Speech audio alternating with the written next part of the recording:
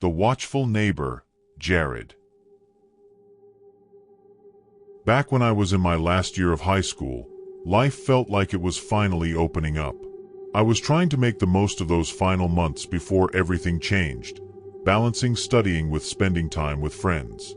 My hometown was small, the kind of place where you'd see familiar faces every day, even if you didn't know them well. That's how I knew Jared. A quiet guy who seemed to be there, somewhere in the background, but who didn't really fit into any of the usual circles. Jared was one of those kids who seemed to fade into the scenery at school, yet he had this strange intensity about him, like he was watching everything a little too closely. We'd only spoken a handful of times in passing, but his gaze had this way of making it feel like he'd been listening to everything I'd ever said. One day, we ended up sitting together in the library, and he started talking to me out of nowhere. It felt almost strange to hear his voice, soft but steady, like he was choosing every word carefully. At first, we just chatted about school and shared the usual complaints about teachers and homework, but then he suddenly said, you should be more careful. Not everyone around here is safe. I laughed it off, thinking he was joking, but Jared just looked at me, his eyes a little too serious. After that day, he seemed to pop up everywhere. In the halls, near my locker, outside the cafeteria, always nearby, always looking in my direction. Part of me thought it was just coincidence, but a part of me also started to feel observed. Like he was watching out for me, or watching me, I couldn't quite tell. At first, I didn't think much of it. Jared was odd, sure, but harmless, I told myself. Some people just get fixated, right? But the way he'd show up in places I hadn't mentioned to anyone was getting under my skin. One time, I was at the corner cafe after school, telling a friend about this weird moment I'd had in class. I jokingly said, maybe Jared will show up out of nowhere like he always does. And swear to God, not even 5 minutes later, there he was. He walked in, nodded at me, and sat a couple tables away, barely acknowledging anyone else. My friend laughed, assuming I'd texted him to play some kind of joke, but I hadn't. And that wasn't the first time something like that happened. It was almost like he knew whenever I talked about him, like he could hear me even when he wasn't there. Things got stranger after that. A few days later, I found a small piece of paper tucked under the windshield wiper of my car. My name was written in this careful, almost calligraphic script, and underneath, it just said, "They're closer than you think." No signature, nothing else. I knew it had to be from Jared. Who else would it be? But the message made no sense. Closer than who? I remember my hands shaking as I looked around the empty parking lot, feeling stupid for getting rattled but also genuinely unnerved. The whole thing felt like a setup from a horror movie. I tried telling myself that he was just weirdly intense, and maybe this was some misguided attempt at attention. But even then, something about it felt darker, like he knew something I didn't. After that, the notes became a regular thing. Sometimes, they'd be slipped under my door or left on my porch, always with cryptic messages like, "Stay in the light," or "They're waiting when you're alone." I never saw him leave them, but they were always there, almost like clockwork. I tried ignoring it, thinking he'd get bored or realize I wasn't interested in his protection. But ignoring him only seemed to make things worse. He'd started showing up even more often, at the grocery store when I was with my mom, walking his dog on my street when I got home, and sometimes even just standing across the road from my house. And every time I saw him, he'd have that same piercing gaze, like he was staring right through me, or maybe through everything else around us. I decided to confront him one day after school. I found him sitting by himself under the bleachers, drawing in a notebook. I tried to keep my voice steady, but I could feel the anger boiling over. I told him that he needed to stop with the notes, to leave me alone, to just stop watching me. He looked up slowly, his eyes calm, almost like he'd been expecting this. "I'm only trying to help you," he said, as if it was obvious. "They're closer than you think. They're everywhere." I couldn't believe what I was hearing. He seemed so convinced, so sure of whatever he was talking about. But all I felt was a mix of anger and fear. Who was they? And why did he think I needed his help? That night, I couldn't shake the eerie feeling Jared's words had left me with. I kept replaying his voice in my head, that unsettling certainty he'd had about some unknown babe lurking nearby. Every shadow in my room seemed sharper, every creak of the house a little louder. Just as I was finally starting to drift off, I heard a light tap on my window. My heart dropped. I froze, barely daring to breathe, and then I heard it again, a soft, almost hesitant knock. Gathering the little courage I had, I slid out of bed and edged toward the window, my fingers trembling as I lifted the curtain. Outside, on the ground just below the window, lay a small, folded note. I waited until morning to go outside and pick it up, too freaked out to even touch it in the dark. When I finally unfolded it, my stomach churned. It read, "You can't hide from what's already inside." I felt a wave of nausea hit me, and it was all I could do not to drop the note and run. Jared's handwriting was unmistakable. I wanted to believe it was just some twisted joke, but the intensity of it, the way he seemed so certain, was getting harder to brush off. I told a friend at school about it, hoping she'd say something to ground me, to make me feel like this was all just paranoia. Instead, she suggested I talk to a teacher or even the principal. But for some reason, I felt like that would only make things worse. Jared had already gone too far, and I didn't know what he might do if I tried to betray him. A few days went by, and I didn't see Jared anywhere. No notes, no surprise appearances, just silence. Part of me felt relieved, like maybe he'd finally gotten the message, but another part of me felt oddly exposed.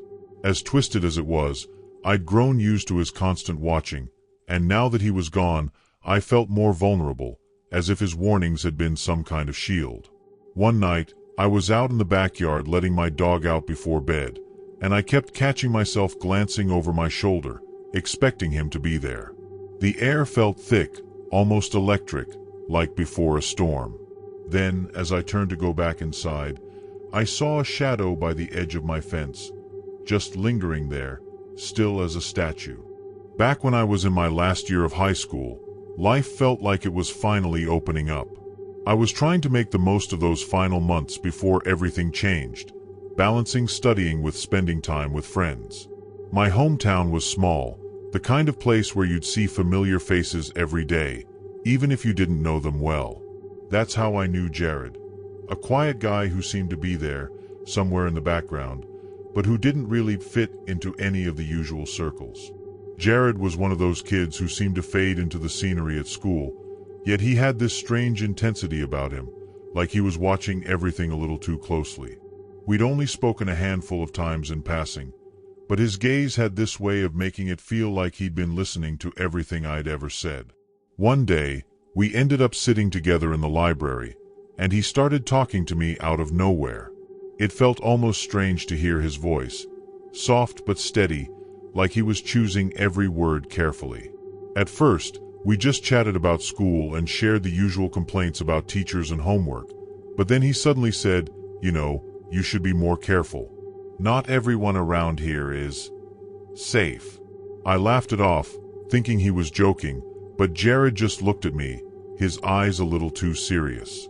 After that day, he seemed to pop up everywhere. In the halls, near my locker, outside the cafeteria, always nearby, always looking in my direction. Part of me thought it was just coincidence, but a part of me also started to feel observed. Like he was watching out for me, or watching me, I couldn't quite tell. At first, I didn't think much of it. Jared was odd, sure, but harmless, I told myself. Some people just get fixated, right? But the way he'd show up in places I hadn't mentioned to anyone was getting under my skin. One time, I was at the corner cafe after school, telling a friend about this weird moment I'd had in class. I jokingly said, "Maybe Jared will show up out of nowhere like he always does," and swear to God, not even 5 minutes later, there he was.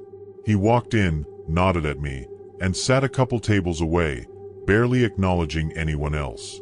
My friend laughed, assuming I'd texted him to play some kind of joke, but I hadn't. And that wasn't the first time something like that happened. It was almost like he knew whenever I talked about him, like he could hear me even when he wasn't there. Things got stranger after that. A few days later, I found a small piece of paper tucked under the windshield wiper of my car. My name was written in this careful, almost calligraphic script, and underneath, it just said, "They're closer than you think." No signature, nothing else. I knew it had to be from Jared. Who else would it be? But the message made no sense. Closer than who? I remember my hands shaking as I looked around the empty parking lot, feeling stupid for getting rattled but also genuinely unnerved. The whole thing felt like a setup from a horror movie. I tried telling myself that he was just weirdly intense, and maybe this was some misguided attempt at attention. But even then, something about it felt darker, like he knew something I didn't. After that, the notes became a regular thing.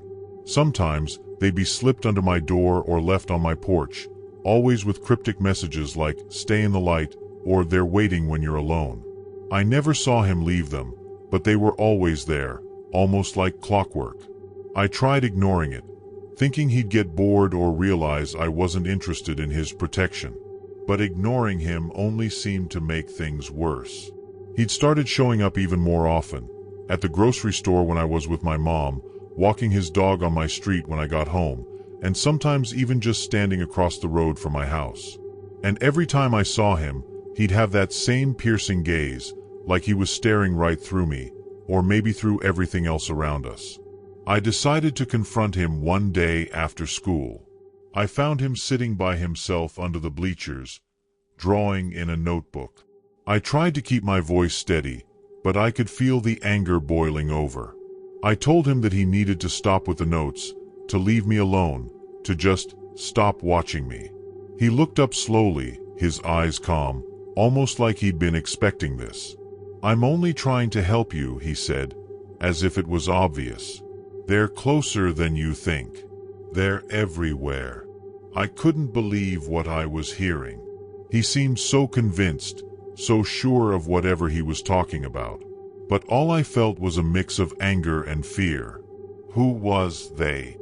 And why did he think I needed his help? That night, I couldn't shake the eerie feeling Jared's words had left me with. I kept replaying his voice in my head, that unsettling certainty he'd had about some unknown they'd lurking nearby. Every shadow in my room seemed sharper, every creak of the house a little louder. Just as I was finally starting to drift off, I heard a light tap on my window. My heart dropped. I froze, barely daring to breathe, and then I heard it again, a soft, almost hesitant knock. Gathering the little courage I had, I slid out of bed and edged toward the window, my fingers trembling as I lifted the curtain. Outside, on the ground just below the window, lay a small, folded note. I waited until morning to go outside and pick it up, too freaked out to even touch it in the dark. When I finally unfolded it, my stomach churned. It read, "You can't hide from what's already inside." I felt a wave of nausea hit me, and it was all I could do not to drop the note and run. Jared's handwriting was unmistakable. I wanted to believe it was just some twisted joke, but the intensity of it, the way he seemed so certain, was getting harder to brush off. I told a friend at school about it, hoping she'd say something to ground me, to make me feel like this was all just paranoia. Instead, she suggested I talk to a teacher or even the principal.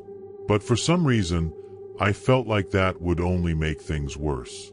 Jared had already gone too far, and I didn't know what he might do if I tried to betray him. A few days went by, and I didn't see Jared anywhere.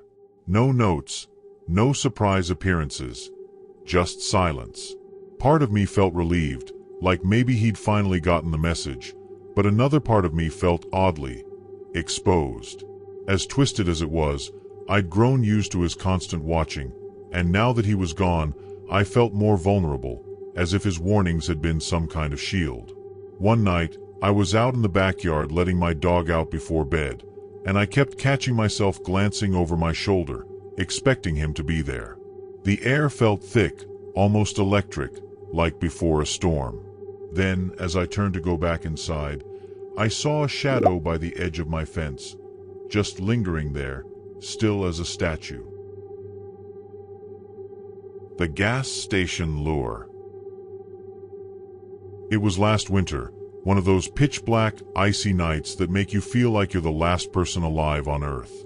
I was driving back home from a visit to my parents' place upstate, around a 4-hour stretch of mostly empty highway, winding through barren fields and the occasional patch of dark forest. My friend Jason had come along for the drive, mostly to keep me company, and the two of us were just riding in silence, tired from the day but still keeping each other awake with small talk. The route was eerie, the kind of silence outside that almost felt unnatural, like it could swallow up any sound we made inside the car. We were maybe an hour from home, passing by a lonely, ancient-looking gas station. I could see the harsh fluorescent lights casting weird shadows across the empty pumps, making everything look like a scene from a horror movie. Out of nowhere, I spotted a car parked near one of the pumps with its driver's side door flung open. It caught my eye because the car's interior lights were flashing on and off, like someone was trying to get attention. Then I saw a figure waving frantically at us, almost stumbling out into the road. Against every instinct, I found myself slowing down a little, trying to get a better look. As I slowed down, Jason's hand shot out to grab my arm. "Don't stop," he said, his voice tight and urgent in a way I'd never heard before. He was normally a pretty laid-back guy, but his tone had this edge that made my stomach drop. I glanced over, surprised, and he was staring straight ahead, deliberately avoiding looking at the figure by the gas station. "Something's not right, man," he muttered, almost under his breath. I looked back toward the gas station, where the person was still waving, but now more wildly, almost like they were getting desperate. I could just make out that they were wearing some kind of dark jacket, face shadowed by the lights, but I couldn't see any details, and something about it was just off. The weird thing was, the figure didn't stop waving even as we drove by. They turned their heads slowly to follow us, their arms still raised, like they were trying to make eye contact through the windshield. I felt this chill crawl up my spine, my gut screaming that we needed to get out of there. Jason didn't say a word, just kept his eyes glued to the road as I hit the gas, speeding away from the station. I tried to shake it off, told myself maybe it was just someone needing help with their car. But there was something unnatural in the way they'd looked at us, like they knew something we didn't. By the time the gas station lights had faded into the distance, neither of us had spoken a word. After a few miles, I started to relax, though the tension in the car was thick. Jason finally let out a long, shaky breath, breaking the silence. "Man, I know that looked weird, but you don't stop for stuff like that out here," he said, sounding more himself but still uneasy. I laughed it off, but it was forced, and I could tell he wasn't buying it. Deep down, I knew he was right. There was no good reason for anyone to be out there, alone, at an ancient gas station, just waiting for a passerby. I tried to shrug it off, but every time I pictured that figure's frantic waving and how they seemed to watch us, something about it felt like a trap. Eventually, we made it back to town, and I dropped Jason off, both of us still pretty rattled. When I got home, I went straight to bed, though sleep didn't come easily. I kept replaying the night over and over in my head, wondering if we just imagined something sinister out of exhaustion. But the next morning, everything came into sharp focus when I saw the local news. There it was, front and center, a report about a string of robberies and assaults along that same stretch of highway. The description was hauntingly specific: a person, alone, waving down drivers at a gas station or empty pull-off spots. Once drivers stopped, they'd be ambushed, their cars robbed, and in some cases, they were left stranded with no help for miles. I felt my stomach twist as I read the article. The news described the person as wearing dark clothing, with a hood pulled low to hide their face, just like the figure we'd seen the night before. And here's the part that really got me. The robber was known to use the car's interior lights to signal for help, flashing them on and off. The details were too close, too specific. I couldn't shake the thought that if Jason hadn't stopped me, we might have been the next unlucky travelers to pull over, thinking we were helping someone in trouble.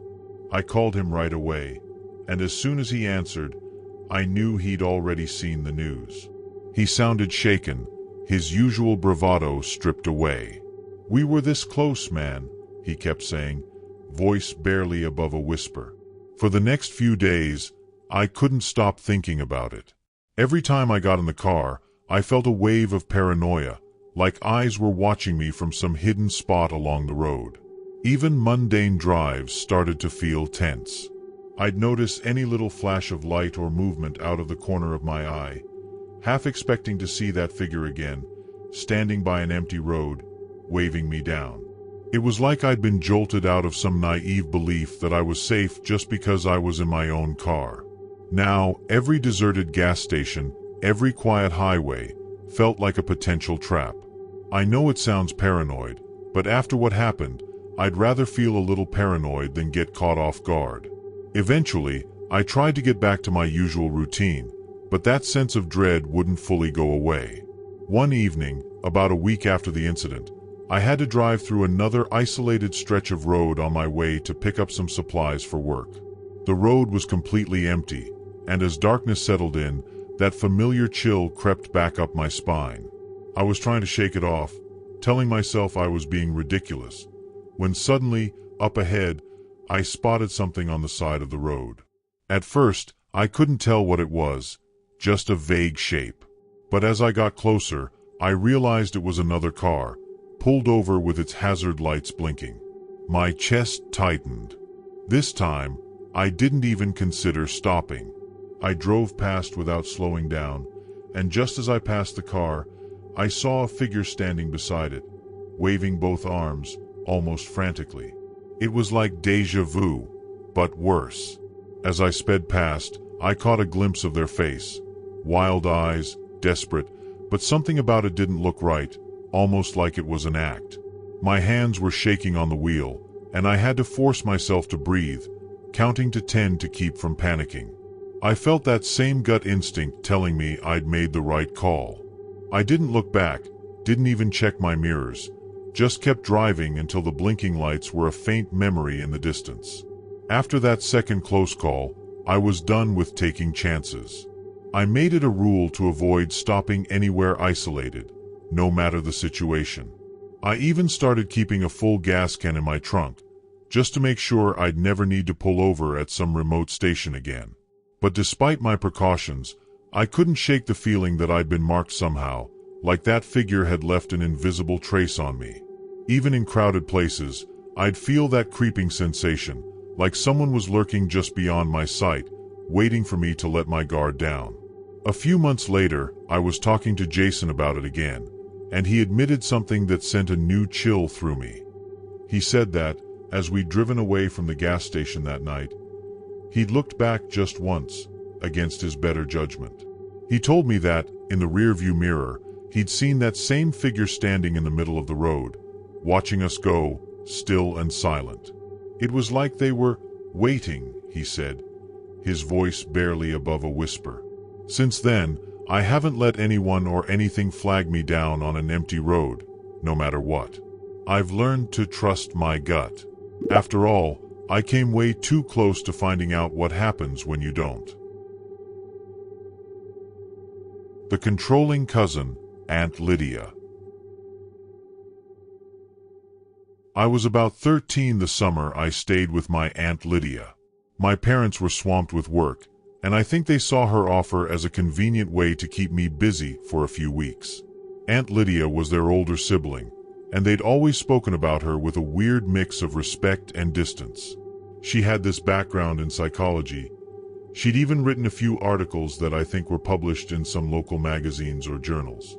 My parents admired her intelligence but rarely seemed relaxed around her, which I found odd even back then.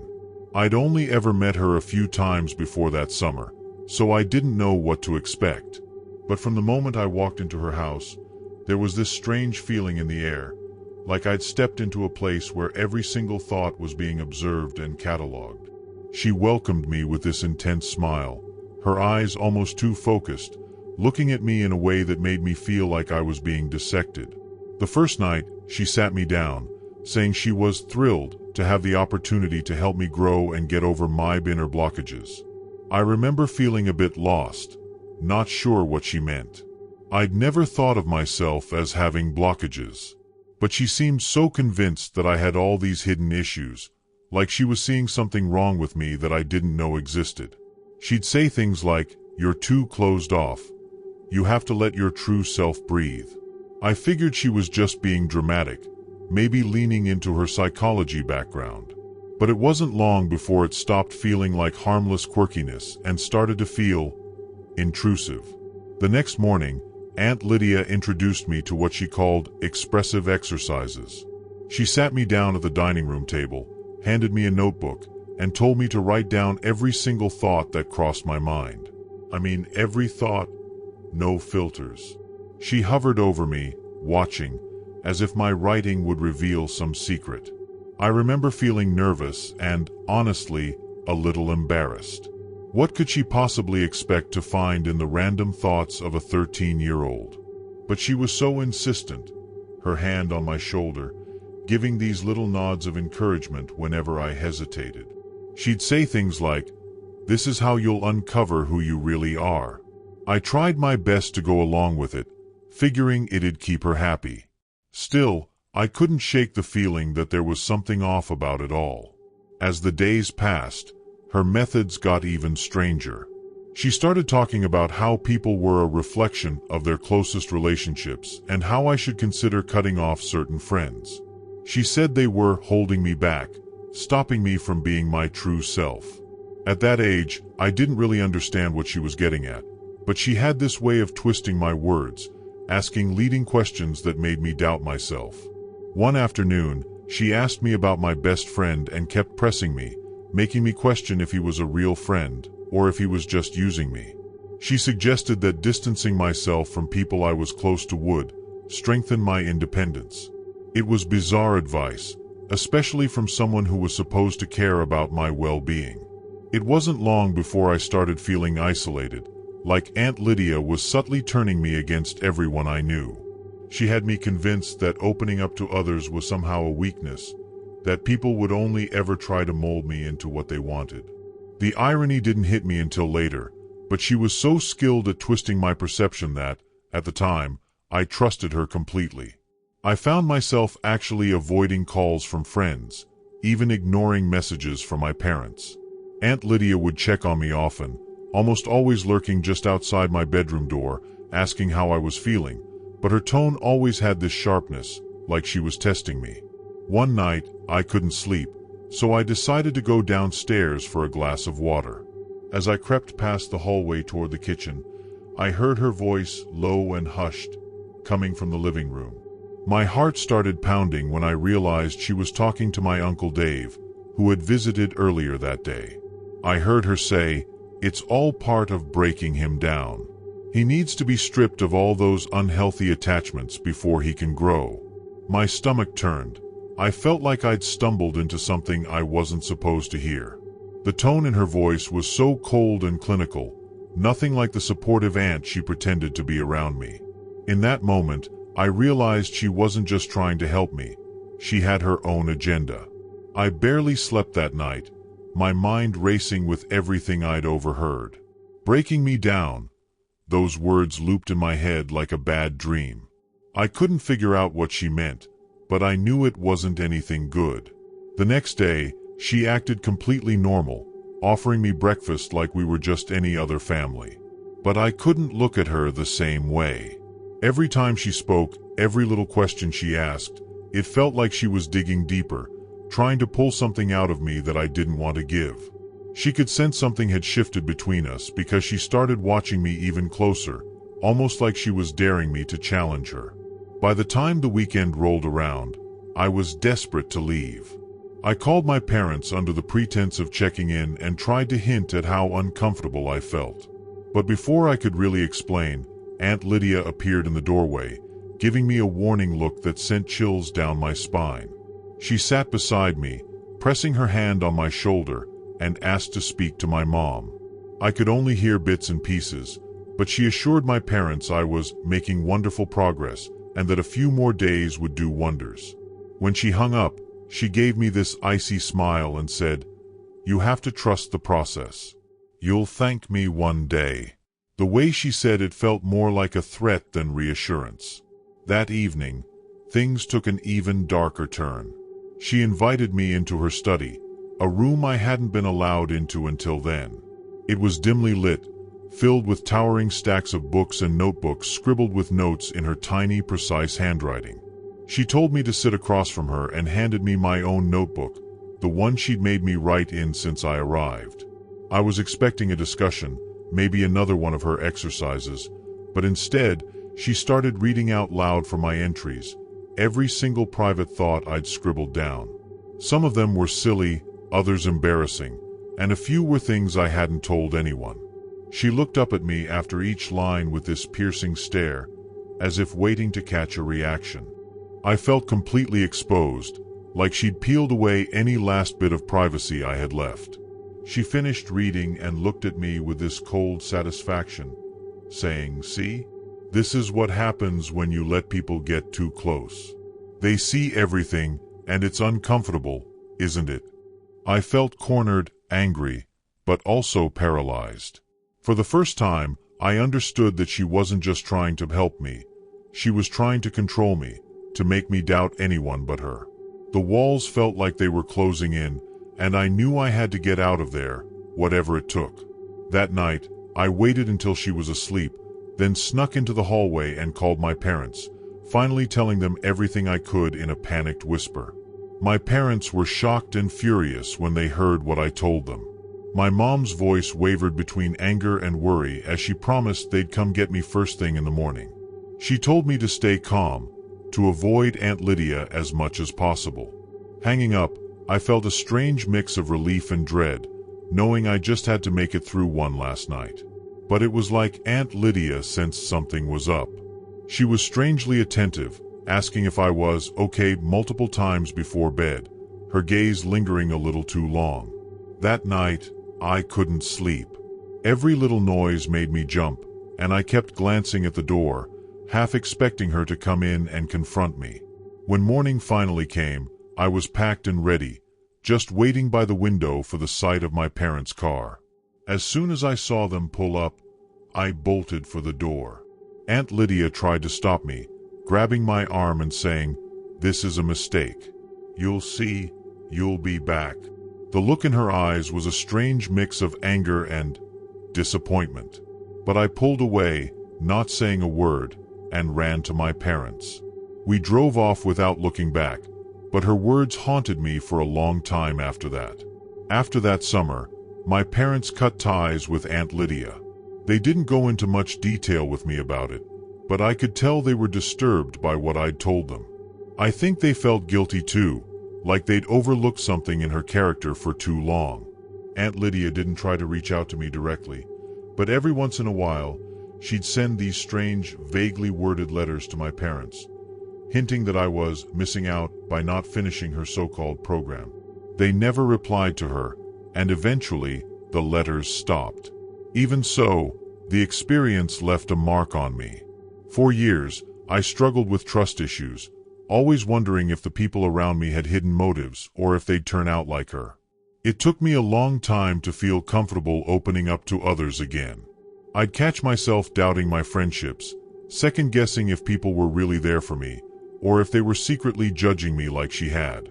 To this day, I sometimes wonder what she was really trying to accomplish. Was it some twisted experiment?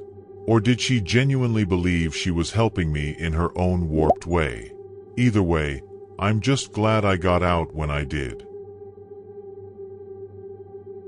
The Friendly Substitute, Mr. Dorian. It was my senior year of high school, the year everything felt like it was finally coming together. I'd been looking forward to finishing up with my usual classes. My group of friends was tighter than ever, and honestly, I felt like I'd figured out the rhythm of things. That was, until Ms. Harper, my English teacher, had to take a leave halfway through the fall semester. Out of nowhere, we were introduced to Mr. Dorian, her substitute. He was unlike any teacher I'd had before. Young, probably in his early 30s, with this sharp, intense look in his eyes that made him seem like he saw right through you. On his first day, he walked in, scanned the room in a way that made everyone a little uncomfortable, and then he gave this small, knowing smile, like he already had us all figured out. Mr. Dorian had this odd charm. He didn't bother much with the usual routine of going over the syllabus or introducing himself with the usual, where I went to college speech. Instead, he went right into asking us personal questions. Stuff like what we wanted to do after high school, our fears about growing up, and even questions about our families, as if he knew we'd want to confide in him. He seemed especially interested in me and a couple of other students, giving us this intense focus whenever we spoke, like he was memorizing our words. Sometimes, he'd let slip things like, "I know you might feel like no one understands you, but I do," or "I'm here to help you avoid mistakes I've seen too many people make." It was weird, but there was something in the way he said it that made you feel both intrigued and a little unnerved. It wasn't long before Mr. Dorian's presence went from strange to almost invasive. He'd single me out during class discussions, asking questions that seemed way too personal, things I hadn't told anyone at school. Once, when we were discussing The Catcher in the Rye, he looked right at me and asked, "Have you ever felt like you're on the edge of something you can't explain?" My friends glanced at me, half curious, half amused, but I felt like he was seeing something in me I didn't even know was there. He'd make these little comments, like, "Be careful who you trust," or "People don't always see what's coming," and there was always this odd edge to his words. It was like he was warning me about something, though I couldn't quite tell what. Then, I started seeing him around town. At first, I thought it was a coincidence. I'd spot him while I was grabbing a coffee after school, or he'd be at the grocery store when I ran errands with my mom. Every time, he'd nod in my direction with that same little smile, and then he'd vanish into the crowd before I could decide if I should say hello. But after a while, it became harder to brush off. Once, he was even outside the park where I jogged sometimes, just sitting on a bench, watching. When he noticed I'd seen him, he gave me this look, almost like he was relieved, but also expectant. It made my skin crawl, but I kept telling myself that maybe he just lived nearby. Still, it felt off, like he was somehow keeping tabs on me. Then, one afternoon, something happened that made it impossible to ignore. I was leaving school late after a club meeting, and as I walked past the empty classrooms, I saw Mr. Dorian at the end of the hall, just standing there. There was no reason for him to still be there. Classes were long over, and even most of the teachers had left. He saw me and motioned me over with a slight nod. I hesitated, but curiosity got the better of me. When I got close, he leaned in and said in a low voice, "Be careful, all right? Sometimes, people make choices they can't undo. I just don't want that for you." His words hung heavy in the air, and for a split second, I felt this deep, chilling sense of déjà vu, like I'd heard him say that before, even though I hadn't. Before I could ask him what he meant, he just walked away, disappearing around the corner without another word. That night, I couldn't shake his words. What did he mean, choices I couldn't undo? What could he possibly know about me? I felt watched, like his presence was seeping into every part of my life. And that's when the strange calls started. Late at night, my phone would ring, but there'd be no one on the other end. Just this soft static, like someone was there, listening. It would last a few seconds, then the call would end. I told myself it was a wrong number, but it happened night after night, always at the same time. By now, I'd almost convinced myself Mr. Dorian was somehow behind it. A few days later, he escalated things. We were in class, going over a poem by Frost, and he asked me to stay after the bell. He waited until the room emptied, then shut the door, leaning against it as if he was blocking my way out. "I need you to understand something," he began. his voice low and almost pleading. People make mistakes because they can't see what's waiting for them. But I can. His gaze was so intense I could hardly look at him. You have no idea how dangerous some things are until it's too late, and I can't let that happen to you. I felt a wave of dread wash over me, mixed with something else. A weird, twisted kind of protectiveness in his voice that made me want to trust him against my better judgment. The next morning, my mom mentioned she thought she'd seen my teacher at the grocery store the night before. I felt my stomach drop. He was in the parking lot, she said, looking puzzled. Almost like he was watching for someone. My mom's face grew concerned when she saw my expression. I tried to brush it off, but the truth was, I couldn't shake the feeling that Mr. Dorian was there because of me. He'd looked at me in that way that was hard to define. Part worried, part possessive? I decided I had to confront him, to figure out what exactly he thought he was protecting me from. The next time I saw him, I couldn't hold back. After class, I walked up to him and demanded to know what was going on. Why are you everywhere I go? What do you think you know about me? I tried to sound confident, but my voice wavered. He just stared at me, unblinking, for a long moment before he finally spoke, his voice barely above a whisper. There are things I can't explain, things you wouldn't understand, even if I tried. He paused, almost as if he were trying to decide how much to tell me. But trust me when I say, I've seen people walk right into things they never come back from. I don't want that to be you. And just like that, he was gone. He didn't show up to class the next day, or the day after that.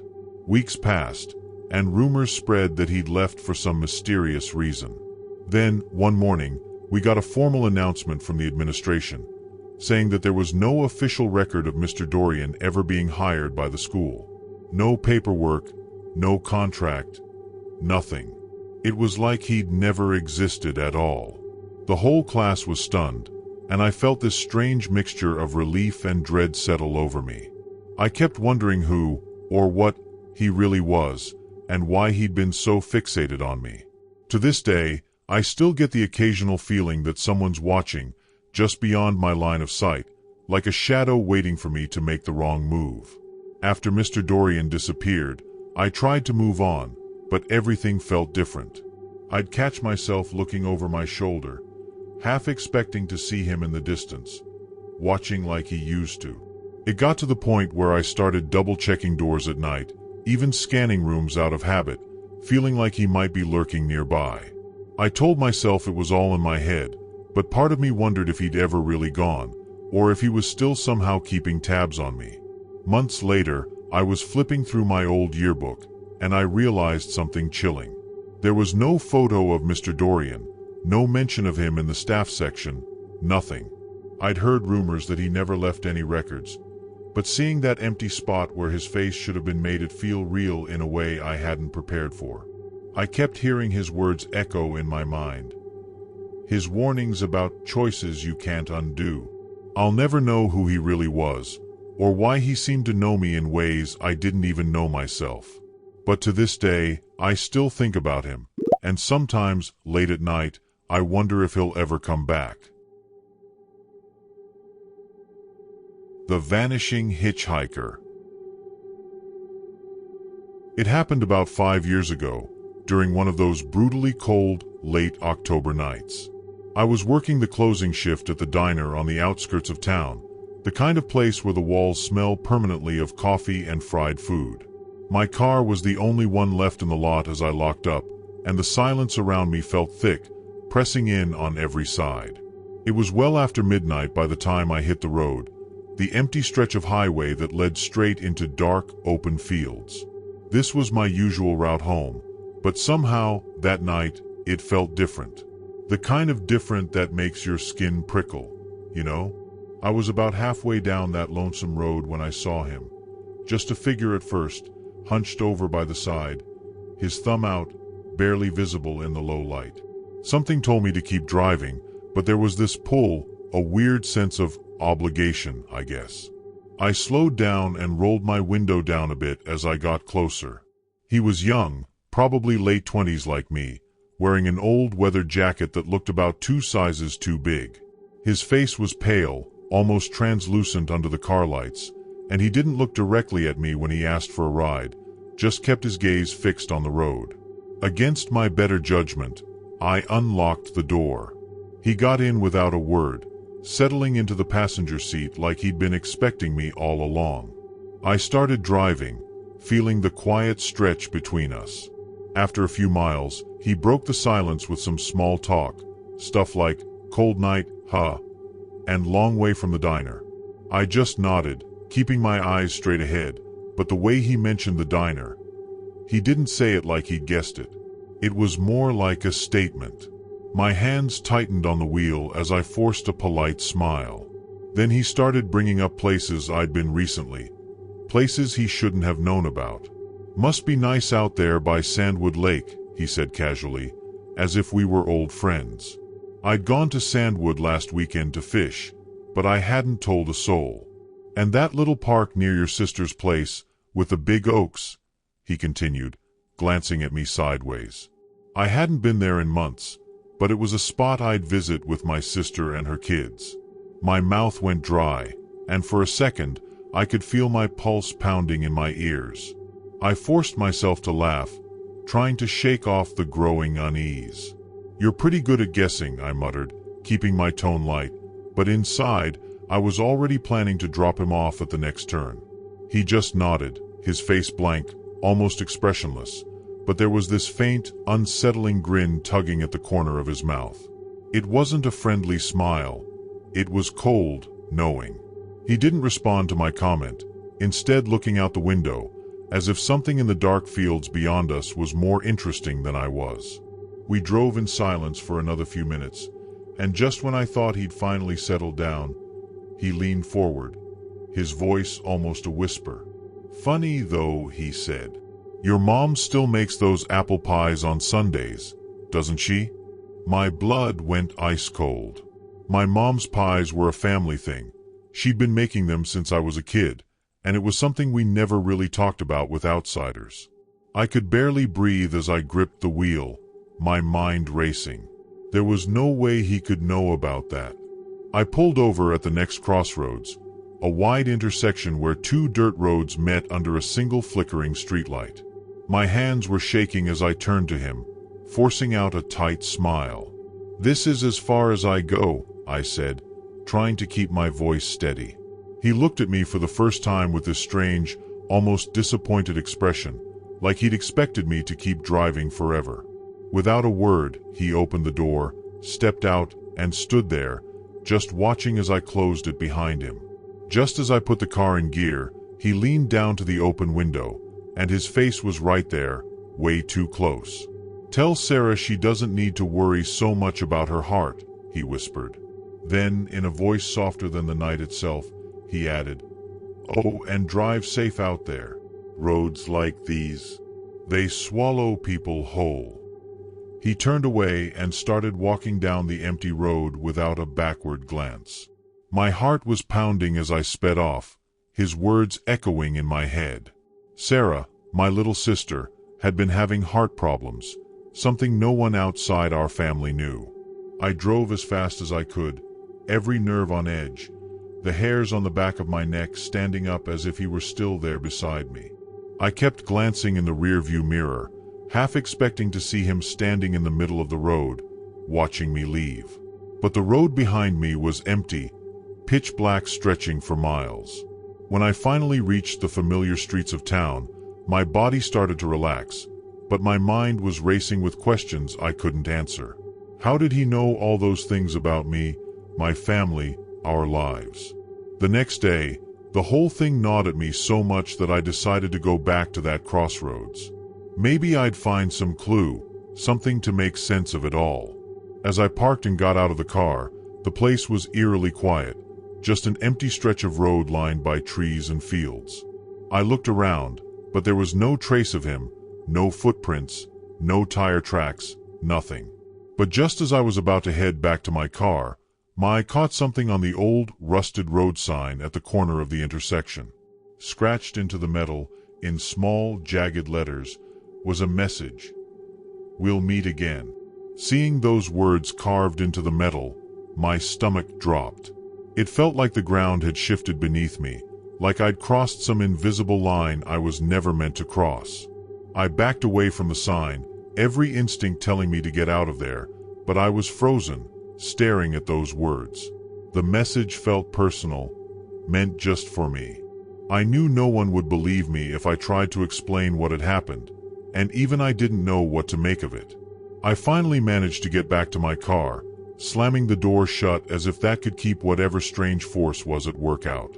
As I pulled away from the crossroads, a single thought kept looping in my head. Some things are better left alone. I didn't tell anyone about it.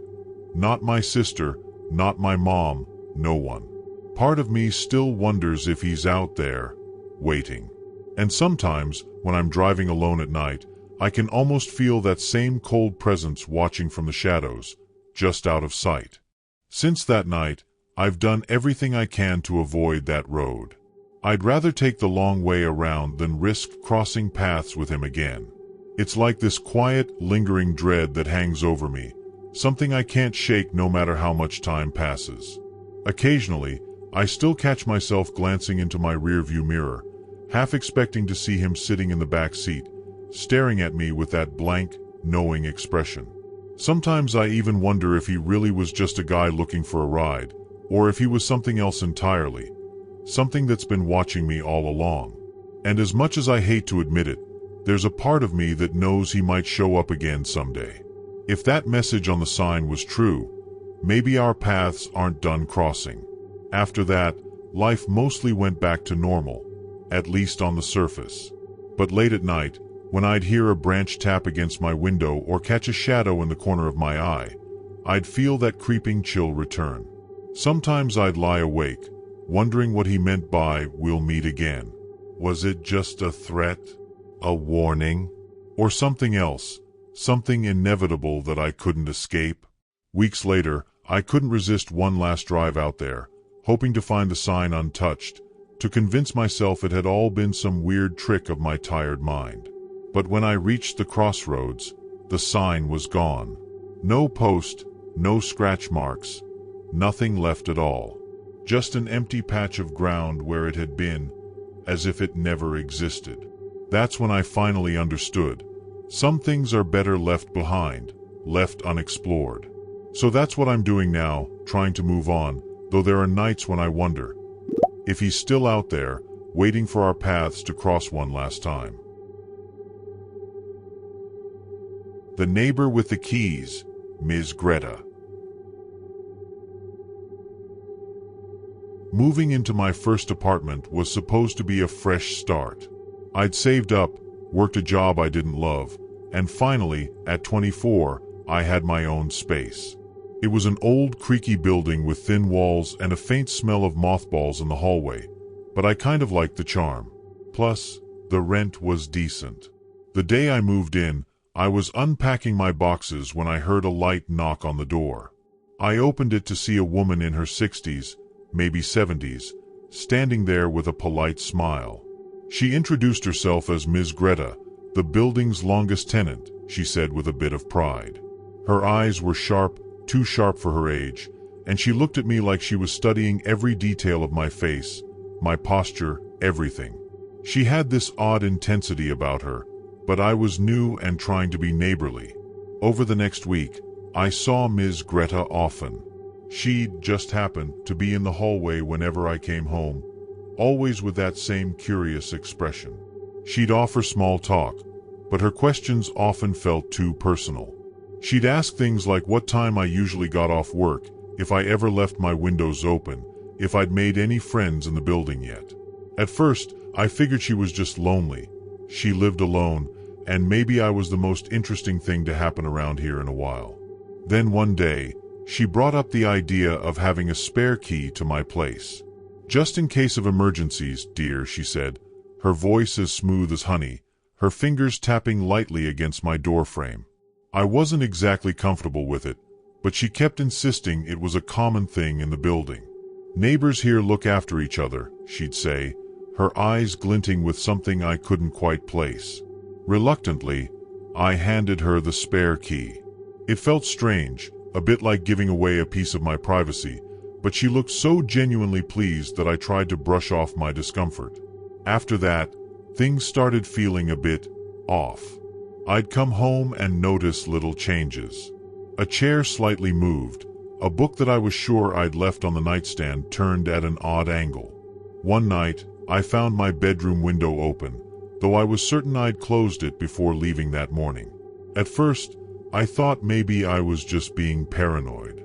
I told myself it was just the unfamiliarity of a new place, the way your mind plays tricks on you when you're adjusting. But the feeling of being watched was growing, and I couldn't shake it. Every time I saw Ms. Greta, she'd drop these strange hints about my life. She'd casually mention what groceries I'd picked up or comment on how late I'd come home the night before. Once, she even remarked on how nice my brown jacket looked, though I'd never worn it outside. I tried to laugh it off, thinking maybe I'd just forgotten telling her about these things, but deep down, I knew I hadn't. And the way she'd smile, just barely, as if she knew something I didn't, it was unnerving to say the least.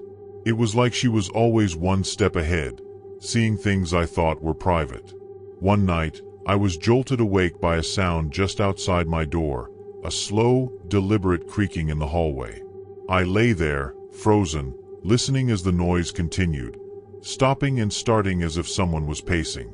My heart pounded as I strained to hear any other sounds, but the building was silent apart from that eerie, rhythmic creaking. I crept out of bed and stood near the door, my ear pressed to the wood. Whoever it was had stopped right outside, and for a tense moment, I held my breath, half expecting a knock or maybe even the door handle to turn. But there was nothing. Finally, I looked through the peephole and saw only an empty hallway. The next day, I confronted Ms. Greta about the strange noises, trying to sound casual.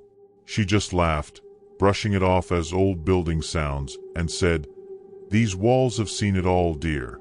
Then she looked at me, her face barely concealing a sly smile, and asked, "You didn't think someone was outside your door, did you?" The question hit me like a punch to the gut. How did she know that was exactly what I'd thought? She gave me this long, knowing look, her fingers tapping again, and said, "Sometimes things aren't always what they seem." Her words left a chill running down my spine, and I couldn't shake the feeling that she was somehow in on it, that she knew something she wasn't telling me. After that, things escalated. I'd come home to find my belongings out of place almost daily. Sometimes, I'd find drawers slightly open, or personal items moved, my toothbrush damp when I hadn't used it, or clothes laid out like someone was planning an outfit for me. Each time, I felt more certain that Ms. Greta was coming in while I was out. But every time I tried to confront her, she would just smile that same, unsettling smile, her eyes gleaming with amusement. She'd say things like, "Oh, I'm just looking out for you," or "Isn't it nice to know someone cares?" It was as if she knew I suspected her but wanted to keep me just unsure enough to question my own sanity. Then one evening, I came home late after a long day at work. Exhausted, I went straight to bed, not bothering to check around the apartment. I was half asleep when I heard the distinct sound of footsteps, faint but unmistakable, coming from my living room. I shot up in bed, holding my breath, straining to listen. The footsteps paused, then slowly moved toward my bedroom door. I forced myself to get up, gripping my phone in my hand, ready to call for help. But when I threw the door open, the room was empty, with only the eerie quiet of my apartment surrounding me. Yet, just for a second, I caught a faint whiff of perfume, the same scent Ms. Greta always wore. It was unmistakable. That scent clung to the room like a haunting presence, and I didn't sleep at all that night. The next morning, exhausted and on edge, I decided I'd had enough. I was going to ask for my key back and tell Ms. Greta, firmly, to stop whatever game she was playing. But when I knocked on her door, there was no answer. I waited, knocking louder, but her apartment stayed silent. It was unusual because she was almost always around. I even asked a neighbor if they'd seen her, but they just shrugged, saying they hadn't. Feeling uneasy, I went back to my place, hoping she'd reappear soon so I could finally have it out with her. Days passed, and Ms. Greta was still nowhere to be seen. It was strange how the building felt different without her constant presence lurking in the hallways. Part of me was relieved, but another part of me couldn't stop wondering where she'd gone. Then, about a week later, I opened my door one morning to find a small envelope on the mat. I knew before picking it up what it would contain. Inside, sure enough, were my spare keys, the ones I'd given to Ms. Greta. But there was something else, too, a folded note. It was short, written in neat, cursive handwriting. Just in case you miss me. That note was the final straw. I felt like the walls were closing in on me, like Ms. Greta's absence was somehow more disturbing than her presence. I tried to convince myself it was over, that with the keys back, I'd be free of whatever strange fixation she'd had. But I couldn't shake the feeling that something was lingering. A few days later, I came home late, and as I stepped inside, the air felt dense and heavy, as if someone had just been there. Then I noticed it. My closet door was slightly ajar. I never left it open. My heart pounded as I walked over, every nerve in my body on high alert. Inside, everything looked normal at first. But when I looked closer, I noticed that things were just a bit too organized. Items I rarely touched were perfectly arranged, and my clothes, usually a bit haphazard, were hung with exact precision. It was like someone had been living in my space, treating my things with a strange, possessive care. I felt a sick realization in the pit of my stomach. This hadn't just been about her having a key for emergencies. Ms. Greta had been crossing a line, a deeply unsettling one, and I couldn't stop wondering how many times she'd been in here, watching me, going through my life like it was hers. After that, I couldn't stand being in the apartment alone. Every creak, every shadow seemed alive with her presence. I started locking everything obsessively, double-checking windows, doors, even the closets before bed. But I couldn't shake the feeling that she'd left something behind, a part of herself embedded in my apartment. And then one night, as I lay half awake, I heard the faintest whisper from the hall, just outside my door. My blood ran cold. I couldn't make out the words, but I knew that voice. It was Ms. Greta's, soft, taunting, like she was right there. The next morning, I'd made up my mind. I called the landlord and broke my lease, willing to take any financial hit just to be free of that place. Packing up my belongings felt like shaking off an invisible weight. The last box loaded into my car, I took one final look up at my old window, half expecting to see her face watching from inside. But the window was empty, as if no one had ever been there. I drove away, leaving that building, and Ms. Greta behind. For a while, I couldn't stop wondering where she went, why she'd fixated on me, or if I'd ever truly be rid of her. But I've moved on, mostly. Still, every now and then, I'll catch a faint whiff of her perfume when I'm alone, and I can't help but check the locks, just to make sure no one's waiting on the other side.